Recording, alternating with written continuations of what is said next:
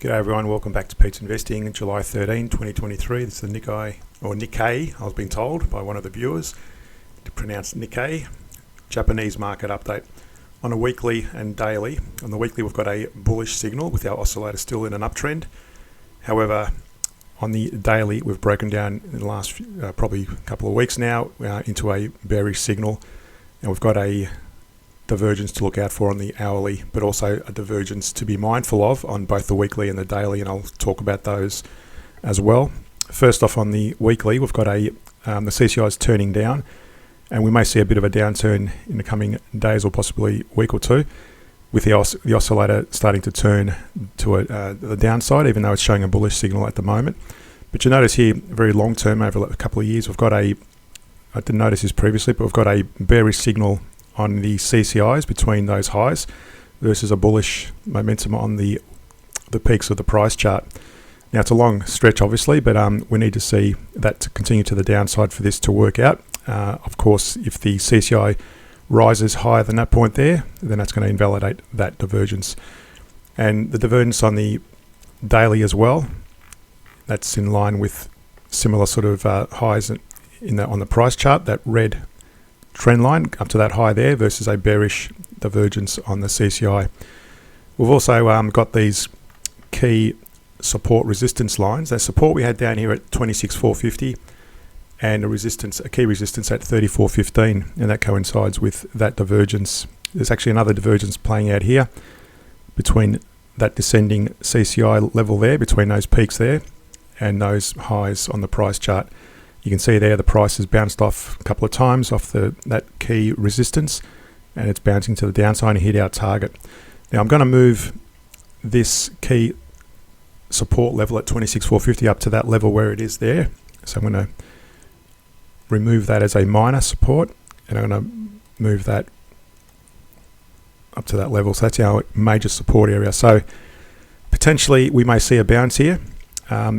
Or if it's going to break through, it's going to break through both that horizontal and that diagonal support line. That's on the daily.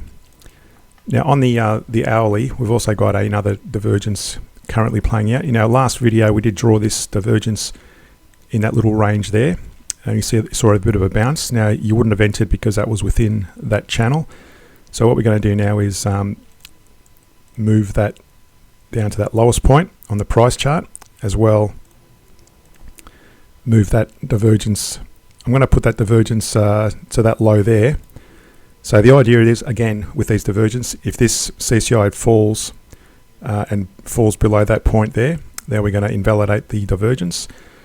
And as well, by that time, we should see also the price collapse. Now, at the moment, the CCI is still rising, and in fact, the entry point has been triggered, and you would have entered at the breakout of that little channel. And we've set a target area there, and the target area is basically from that low Fibonacci to that high, and that's at the 38 to 50% level. So that's where we're looking at a potential target to reach on the hourly time frame. You'll notice back here we had another bullish divergence versus a bearish. It rose and hit our target. Rose further than that actually, but we always choose the closest Fibonacci range. Back here we had a bearish divergence versus a bullish divergence. Price collapsed and also hit our target there as well. I can keep going back and show you a few of these. Another bearish divergence, bullish divergence, dropped, hit our target. And again, all of these targets are the closest Fibonacci range of those previous highs or lows. That's where we are at the moment. So basically, and also what I'm showing you here in these videos, if you're new to the channel, I'm showing you two strategies. Number one is the trend following strategy, where we look at the weekly and the daily. If they're aligned, we trade that direction on the hourly. So in other words, in this case, if the daily breaks to the upside with a bullish momentum on our oscillator, that's the oscillator there.